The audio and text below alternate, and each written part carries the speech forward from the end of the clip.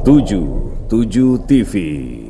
Assalamualaikum Sobat 7, senang jumpai Anda. Selamat sore, telah hadir saya Salama sebagai host di podcast di 77 podcast ini. 77 TV, Knowledge, Skill, Attitude. Telah hadir bersama kita orang yang kita banggakan, yaitu Bapak Profesor Dr. Edward Juliarta SOS MM. Selamat sore Bapak. Selamat sore. Terima kasih Bapak kehadirannya. Sobat 7, beliau adalah pimpinan kami di sini, yaitu Kepala BPSDMD Provinsi Sumatera Selatan. Mungkin sedikit saya bisa bercerita bahwa beliau pernah menduduki jabatan tertinggi di kota, yaitu sebagai Sekda Kota Padang ya Bapak ya. Padang Panjang. Ya, Padang Panjang.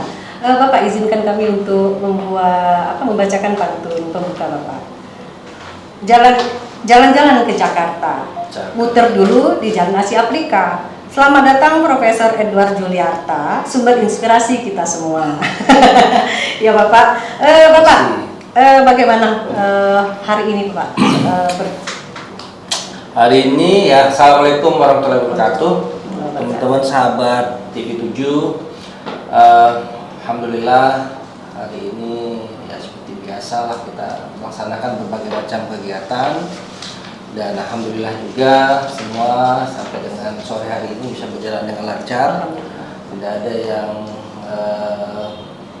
gangguan ya, jadi semua bisa berjalan dengan baik ya. Alhamdulillah pada intinya semua terlaksana dengan baik Bapak.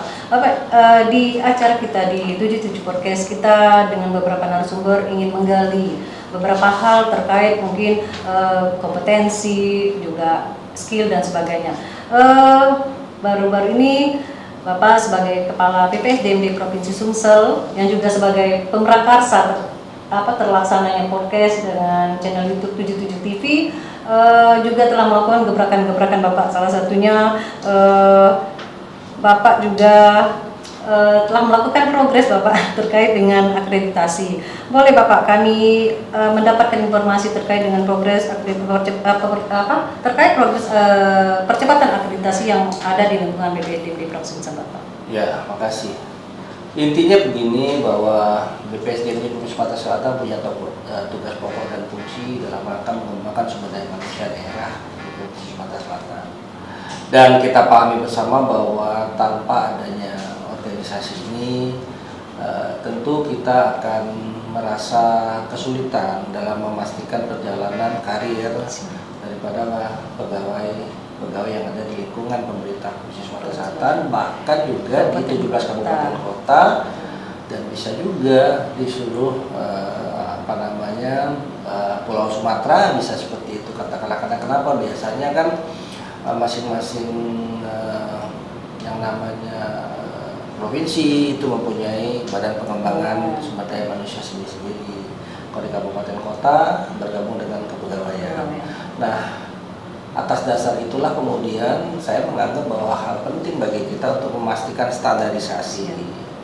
Dan kita tahu bersama bahwa standar itu harus dipenuhi apabila kita ingin memastikan bahwa apa yang kita sebut pola pengembangan ini sesuai dengan apa yang diinginkan oleh pemerintah. Dan oleh karena itu kita harus melakukan upaya yang serius. Makanya kemudian kita berharap dengan apa yang sudah kita lakukan, kita melakukan pengembangan terutama di manajerial ya, kemudian di kompetensi inti ya, kemudian juga satu lagi di fungsional seperti itu. Karena ke depan ASN ini bukan lagi sebagai satu sekedar hanya memenuhi usulan atau rancangan kegiatan seremonial saja, tetapi juga harus melakukan introspeksi diri, apalagi dengan undang-undang ASN yang baru, bahwa peningkatan kapasitas itu merupakan kewajiban, bukan lagi hak seperti itu. Ya Bapak, terima kasih Bapak untuk komentar Bapak terkait dengan apa yang sudah Bapak lakukan dalam percepatan akreditasi.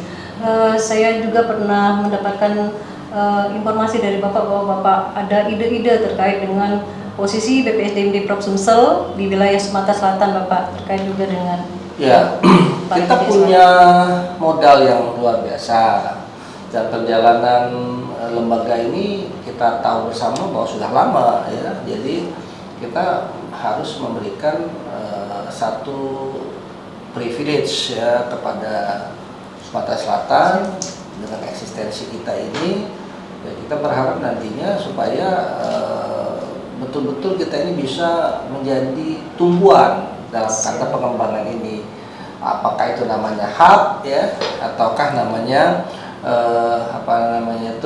kita bisa diatur sebagai lembaga layanan yang nanti sifatnya memang betul-betul bisa excellent service ya, seperti itu kira-kira kan. Makanya kemarin ketika saya mendapat amanah di tanggal 8 Agustus 2023, saya kemudian menekankan kepada 3 hal. Yaitu yang pertama masalah akreditasi, kemudian pengembangan sumber daya manusianya, termasuk bagaimana pola hubungan antara media suara dan teman-teman struktural, kemudian bagaimana pemetaan media suara itu sendiri, lalu kemudian yang tidak kalah penting infrastruktur, baik infrastruktur itu sifatnya hardware maupun software. Nah ini penting karena ke depan juga kita akan melaksanakan kegiatan khusus yang sifatnya pembelajarannya blended seperti itu. Maka kecepatan internet juga menjadi perhatian saya dan perhatian kita semua. Public wifi corner juga kita harus bangun supaya nanti suasana di Badan Pengembangan Sumber Daya Manusia ini betul-betul jadi suasana yang penuh akademis ya, suasana akademik terbangun di sini. Cita-cita Bapak. Jadi mereka belajar itu datang ke sini ini betul-betul mereka merasa bahwa nyaman. Tidak lagi kekurangan air, tidak lagi lampu mati, tidak lagi kemudian mencari sinyal ya dan lain sebagainya. Dan begitu selesai istirahat, menu makanan cukup segala macam, mereka belajar dengan baik, dengan sehat dan akhirnya nanti pulang bisa mendapatkan manfaat gitu seperti itu. Ya, Sobat 7, saya sampai berinding apa yang telah disampaikan oleh Prof.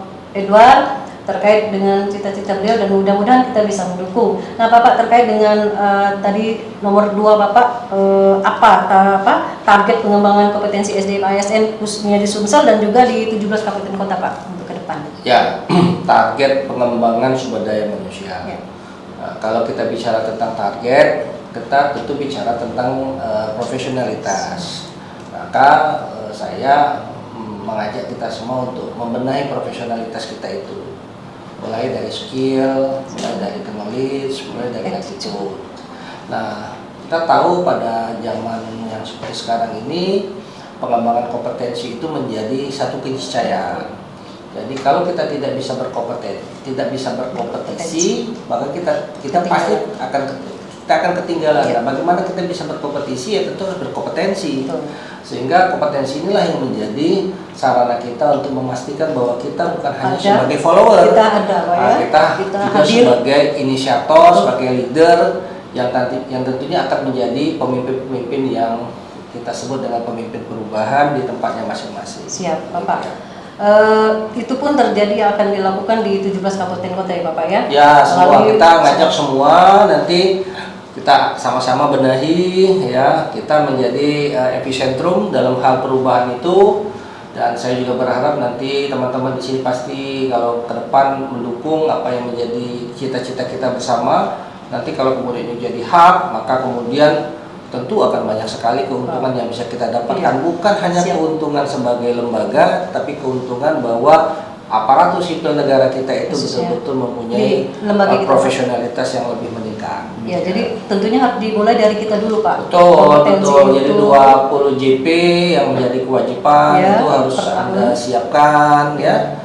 Juga kemudian bagaimana kita melakukan satu, misalkan ada kursus, ada bintek, pelatihan, magang, itu dilakukan dengan serius ya, terutama manajerial juga, PKA-nya, PKP-nya, PKN-nya, laksarnya juga. Jadi mudah-mudahan nantilah di tahun depan ini bisa sudah terlaksana dengan komplek ya. Kalau tahun ini kan baru PKA yang sudah jalan sama PKP yang berapa angkatan gitu. Jadi mudah-mudahan nanti di tahun depan komplit, dan di akhir tahun kita akan menerbitkan yang namanya agenda untuk ya, kelihatan ya Bapak ya. Kita. Ya mungkin nanti salah satunya itu tadi. Jadi tertarik apa yang sudah Bapak sampaikan, target pengembangan kompetensi SDM ASN yang Betul. memang mutlak sudah harus kita mulai dari diri kita Pak. Betul. Dari BPSDM Prof Sumsel. Ya. Kami mohon bimbingan dan arahan Pak Ya, terkait dengan hal tersebut. Kita bersama-sama membangun BPSDMD Sobat 7, karena kebetulan Pak Prof. Edward Juliarta ini juga adalah guru besar Bapak ya, sejak 2010. Boleh Bapak kami Bapak bercerita sedikit tentang hal itu. Ya, saya kedapatan anugerah saja. Alhamdulillah. 2009-2010 saya dapat guru besar dan merupakan bagian dari pengabdian lah untuk negara ini, karena tidak ada yang bisa kita lakukan kalau kita sendiri merasa bahwa kita tidak punya andil untuk membesarkan bangsa ini gitu ya. Dan salah satu caranya adalah kita memberikan pengabdian yang terbaik bagi bangsa ini, dan alhamdulillah dengan anugerah guru besar, pertama saya merasa bahwa itu malah menjadi kewajiban untuk bisa berbagi dengan semua. Tapi tidak beban ya Bapak? Bukan beban. Bukan beban. Ya, jadi kewajiban. Berbagi, merasa itu ada kewajiban, dan kita berharap semua bisa merasakan manfaat dengan mudah-mudahan apa yang Bapak saya dapat. Itu saja. Iya. Terima kasih. Baik Pak. Tadi sudah beberapa hal yang Bapak sampaikan juga terkait apa yang target Bapak untuk peningkatan, salah satunya akreditasi, kemudian sarana prasarana infrastruktur tadi juga dengan tidak hanya hard tapi soft ya Bapak ya. Betul. Ya itu sangat itu yang pertama kali mungkin oleh peserta yang dicari Pak untuk soft. Ya, saya dulu pernah menganggap bahwa ketika saya masuk ke dalam diklat atau pusat-pusat pelatihan gitu ya, saya harus merasakan bahwa kenyamanan dulu. Kenyamanan, dan saya pastikan saya harus dapat apa ketika saya masuk. Tapi kalau itu tidak ada ya lucu saja. Dan itu tuntutan Pak, ke depan kita mungkin pembelajaran dengan secara infrastruktur itu mulai dari tempat tidur ya, kemudian tempat belajar, makannya. Jadi ya betul-betul diperhatikan gitu ya. Jadi jangan ketika masuk orang itu malah tidak nyaman, pengen pulang, akhirnya pulang ya gitu ya. Ya itu yang kita harus wujudkan ya Bapak ya. Mudah-mudahan Sobat 7 apa yang sudah ditargetkan oleh Pak Prof bisa terlaksana dengan baik dan cepat, juga terkait dengan pengembangan kompetensi Bapak. Kami juga sangat berharap banyak Bapak bisa memimpin kami di BPSDMD Prof Sumsel. Bapak mungkin terakhir closing statement Pak terkait dengan apa yang sudah kita bicarakan. Ya, saya berharap semua teman-teman di BPSDMD Sumatera Selatan ini punya tekad yang sama dengan saya. Kita harus lebih baik dalam meningkatkan kompetensi kita, kemudian pengembangan lembaga ini. Jadi tidak ada cerita bahwa saya ini abu-abu, tidak ya, ada hitam dan putih ya, take it or leave it, seperti itu. Karena dengan tekad yang demikian, lembaga ini akan betul-betul terpacu ya untuk kemudian menjadi yang baik dan tentu menjadi lembaga yang nantinya akan diperhitungkan oleh semua teman-teman kita, baik di seluruh kabupaten kota Sumatera Selatan maupun serepublik yang kita cintai. Amin ya Allah. Sobat 7, demikian closing statement dari Bapak narasumber kita kali ini, Profesor Edward Juliarta. Mungkin saya ingin menutup dengan pantun Bapak. Buah selasi di tepi selokan, bunga melati harum merekah. Terima kasih kami ucapkan pada Profesor Juliarta. Terima kasih. Satu lagi Bapak, buah matang dipetik budi, lalu dibawa kepada Umi. Cukup sekian episode kali ini, ada kekurangan harap dimaklumi. Sobat 7, demikian 77 podcast kita kali ini. Semoga Sobat 7 bisa mengambil manfaat apa yang telah kita jalankan pada hari ini. Bapak, kita nanti akan closing statement. Tapi sebelumnya kami juga minta Sobat 7 untuk memfollow akun Instagram, TikTok, dan YouTube channel kami. Kami juga mohon subscribe-nya semua untuk memberikan komentar yang membangun bagi channel YouTube, channel Instagram, dan juga TikTok kami. Demikian Bapak, Sobat 7, kita akhiri podcast 77 podcast hanya di 77 TV. 77 bersatu mencapai tujuan. 77 TV.